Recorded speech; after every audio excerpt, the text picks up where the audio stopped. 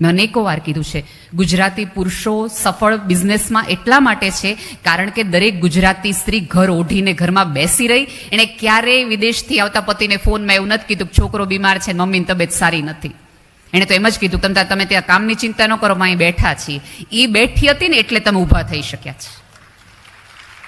માનો કે ન માનો, કેટલી જગ્યાએ અનેકો વાર એવું બન્યું હશે કે કોઈ બિઝનેસ મિટિંગમાં, કોઈ બિઝનેસ ટ્રીપમાં કે ક્યાંક પુરુષ જાય, પુરુષને ખબર સુધા નથી હોતી કે એના બાળકો કેટલામાં ધોરણમાં ભણતા હોય છે. એ સમયે એ સ્ત્રી, આમ તમે જુઓ ને તો સવારે એક સ્ત્રી કાફે ચલાવતી હોય ને એમ અલગ અલગ જણની ચા બનાવે. કોકની ખાંડવાળી, કોકની મોળી, કોકની કોફી, કોકનું દૂધ, કોકનો ઉકાળો, કોકનું સાદું દૂધ. એક સ્ત્રીના તમે જીવનના ટાઈમ ટેબલની વિચાર કરો ને તો આટલું જીવી ન શકાય.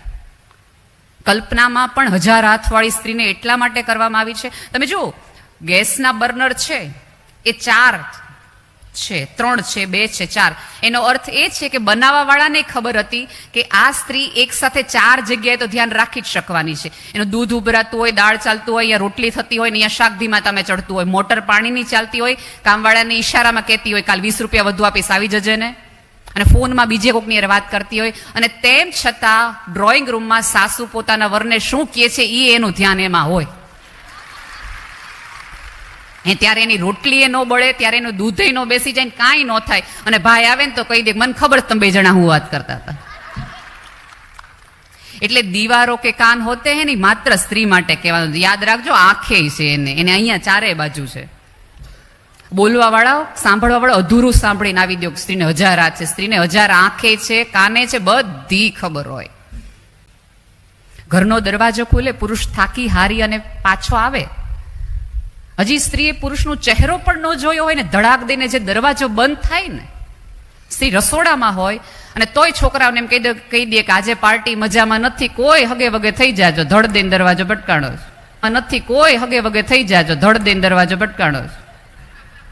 તમને જોયા વગર જે સ્ત્રી તમારા મૂળનો ક્યાસ કાઢી શકતી હોય, તમને શું લાગે તમારા હૃદયના ધબકારા સ્ત્રી ન સમજી શકે? અને હાલતા ને ચાલતા આપણે કહી દઈએ તને શું ખબર પડે?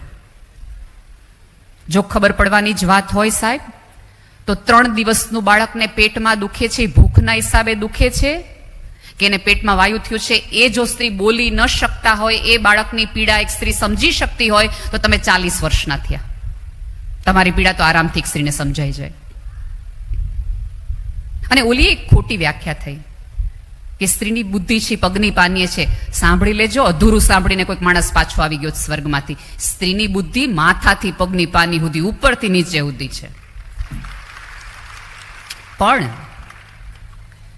ઉપરવાળાએ સ્ત્રીને કામ હૃદયથી લેવાનું આપ્યું છે. જે દિવસે સ્ત્રીની સભ્યતા બુદ્ધિથી કામ લેવા મળશે ને, તે દિવસે આ પૃથ્વીનું ચાલવાનું બંધ થઈ જશે. આ જગતના સૌંદર્યનો આધાર છે ને એ સ્ત્રી ઉપર છે. તમે અહીંયા થોડા ઘણા ભાઈઓ છૂટા છવાયા બેઠા છે, થોડા અહીંયા ઓલી બાજુ બેઠા છે, એમના બધાના શર્ટના કલર વ્હાઈટ, બ્લુ, બ્લેક, ક્યાંક પીચ દેખાય છે. અને અહીંયા બેઠેલી તમામ બહેનોના કલર જો, ધારો કે અમે નક્કી કરીએ ને કે આજે અમારે બધાએ લાલ કલર પહેરવો, તોય તમે ભેગા થઈને અમારે એક હરખા લાલ કલર ન ગોતી શકો, એટલું વૈવિધ્ય અમારા રંગોમાં છે. એનો અર્થ એ છે કે પૃથ્વી પરના સૌંદર્યનો આધાર સ્ત્રી છે. તમારે જીવતા શીખવું હોય, તમારે જીવનનો રસ લેવો હોય, તમારે જીવનનો આનંદ લેવો હોય, તો જાણે અજાણે તમારે એક સ્ત્રીના શરણે જ જવું પડશે. એ તમને કહેશે. હવે તકલીફ એ થઈ કે સ્ત્રીને સમજાઈ ગયું, સ્ત્રીને કહેવામાં આવ્યું, પણ જાણે અજાણે જગત આખાને મજામાં રાખી શકતી સ્ત્રી પોતાને મજામાં નથી રાખી શકતી. અહીંયા બેઠેલી તમામ સ્ત્રીઓને ખૂણામાં લઈ જઈને સહેજવાર માથે હાથ ફેરવો ને તો એ ઢળી પડે એમ છે, રડી પડે એમ છે. અહીંયા બેઠેલી તમામ સ્ત્રી એક મૂંઝારો સાચવીને બેઠી છે. બધા એવું કે સ્ત્રીઓ બહુ મેકઅપ કરે, સ્ત્રીઓએ મેકઅપ કરવો પડે. જે દિવસે સ્ત્રી મેકઅપ નહીં કરે ને ત્યારે તો ઘરના ખોડાઓ ઉઘાડા થઈ જશે, ખબર પડી જશે કે ઘરમાં દુઃખ કેટલા છે.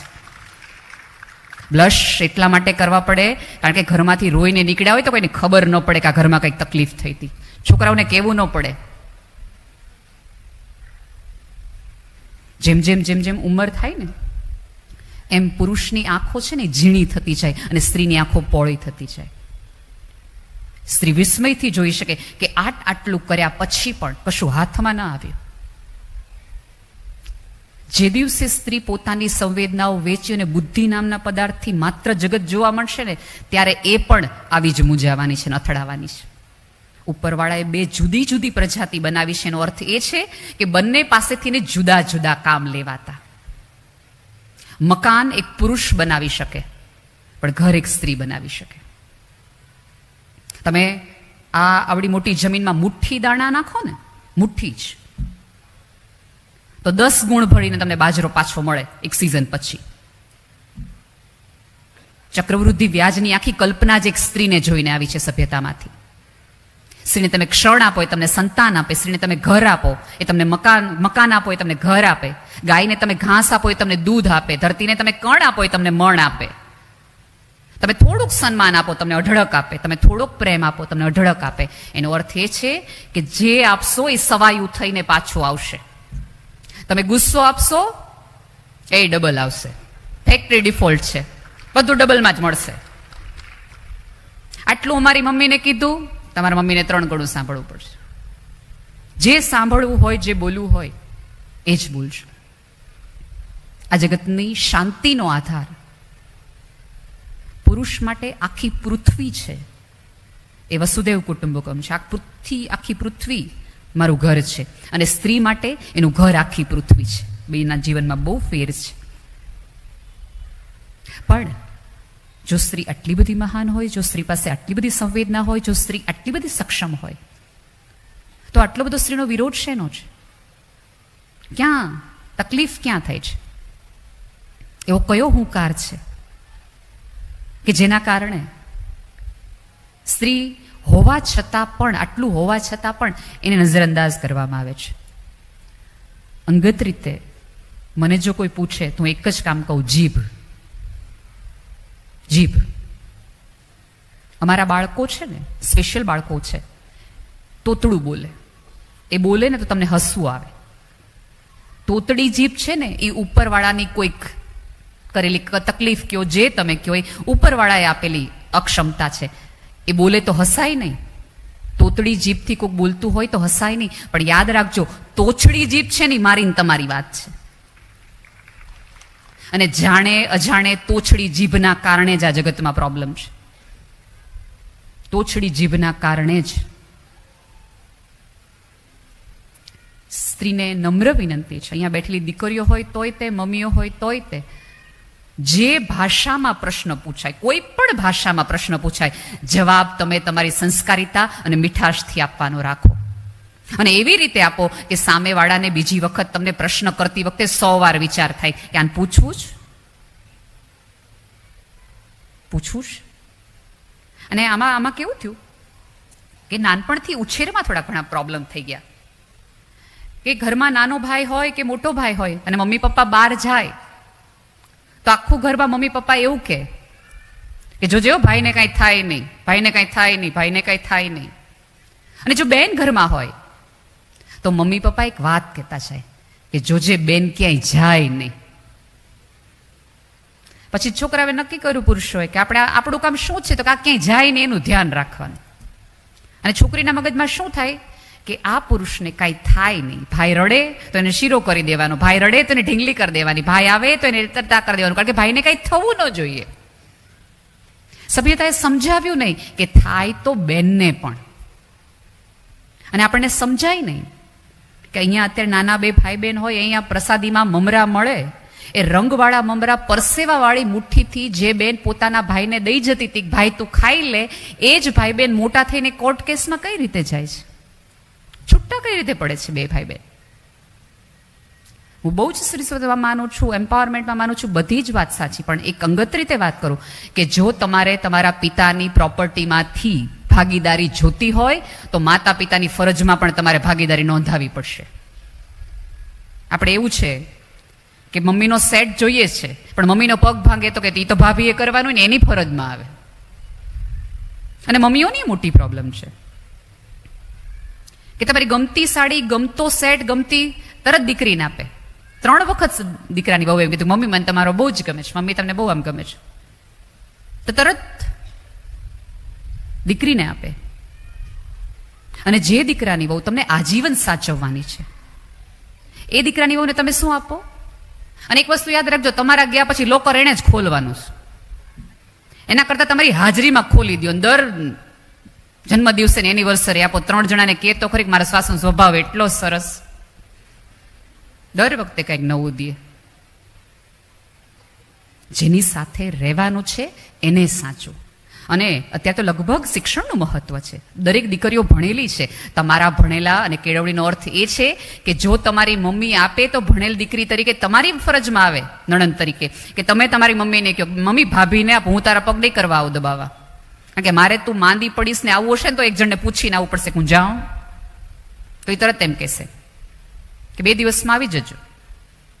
હવે એ જ વ્યક્તિને એ 40 વારનો પ્લોટ લેતી વખતે વિચાર ન આવે કે પ્લોટ તો લઈ લઈએ છે સસરાનો, પણ જ્યારે ત્યાં જરૂર હશે, કોઈક તબિયત બગડશે તો મારે જવું પડશે. એક વસ્તુ યાદ રાખજો, ફરજો તમે નિભાવી શકતા હો તો જ તમારે અધિકારની માંગણી કરવી જોઈએ, નહીં તો નહીં.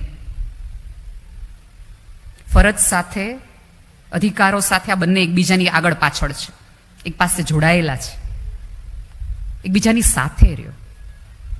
મીઠાશ જીભમાં એવી રાખો, તમારી હાજરીના કારણે કોઈકને મજા આવી જોઈએ. તમે જો મને કેટલી એવી સ્ત્રીઓ હશે કે જેણે આખા કુટુંબના અથાણા એણે જ બનાવ્યા હશે. કેટલા બધા બા હશે જેમ કહેતા હોય કે ભાઈ ગમે એમ કરે, મારા મોટા કાકી જેવું અથાણું કોઈનાથી ન થાય. મોટા કાકી જેવું અથાણું કોઈ, પછી મોટા કાકી આજીવન અથાણા જ બનાવ્યા રાખે ને બહાર બધાય મજા કર્યા રાખે. ઘણા લોકો આપણા વખાણ કરી કરીને આપણી પાસેથી કામ કઢાવી લેતા હોય. અને બહેનોને વખાણ સાંભળવા બહુ ગમે, બહુ ગમે, એટલે બનાવ્યા રાખે. એક વખત